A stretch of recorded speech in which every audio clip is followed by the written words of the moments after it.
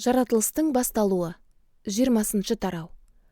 Сол кезде Ыбырайым тұрған жерінен Қанаханның оңтүстік аймағына көшіп, біраз уақыт Қадеш пен Шурдың арасында тұрды. Сол жерден ол Герар қаласының маңына көшіп барып, сонда жат жұрттық болып уақытша қоныстанды. Ыбырайым сол жерде кездескен адамдарға әйелі Сара туралы: "Бұл менің қарындасым" деді. Содан Герардың патшасы Әбумәлік кісі жіберіп, Сараны алдыртты.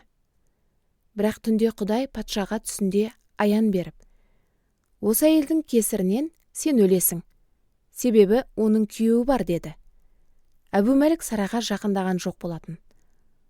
Сондықтан ол: "Уа ием, сен шынымен кінәсі жоқ халықты құртқың келе ме? Күйеуінің өзі бұл менің қарындасым деді емес пе? Әйелі де ол менің ағам деген болатын. Мұны істегенде жүрегім адал, қолымда таза ет" деп жауап берді. Сонда Құдай оған түсінде былай деді: "Мен сенің мұны адал жүрекпен істегеніңді білемін.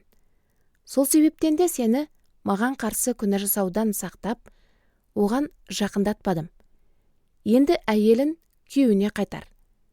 Ол пайғамбар, сен үшін маған сиынып сұрасын, сонда аман қаласың.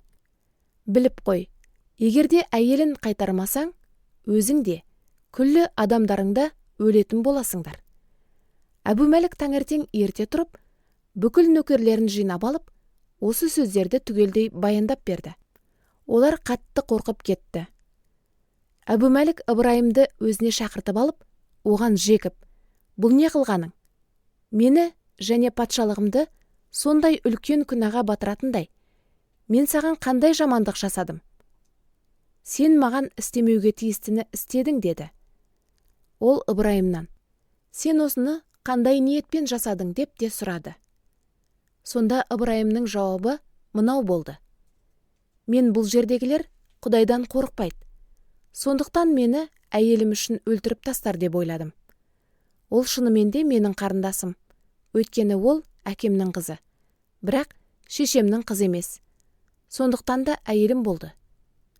Құдай маған әкемнің үйін тастап, ел кезуді бұйырғанда, мен Сараға: "Маған істеген жақсылығың мынау болсын. Біз баратын жерлердің бәрінде мені ағам деп айт" деген едім. Әбумәлік ірі-ұсақты малдар мен құл-күңдерді таңдап алып, Ыбырайымға сыйға тартты. Сондай-ақ оған әйелі Сараны да қайтарып берді. Патша Ыбырайымға: "Міне, менің елімде сен үшін есік айқара ашық. Қалаған жеріңді мекенде" деп ұсынды. Сараға да тіл қатып: "Міне, мен сенің ағаңа 1000 мысқал күміс беріп отырмын. Бұл қасыңдағы бүкіл жұрттың алдында арыңның тазалығының дәлелі. Осымен бәрі сенің ақталғаныңды білетін болады" деді. Ыбырайым Құдайға сиынып мінәжат етті.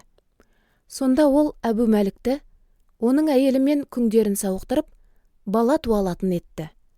Себебі жаратқан ие Ыбырайымның әйеліне бола, Әбумәліктің үй ішіндегі әрбір әйелді бала көтермейтін етіп тастаған еді.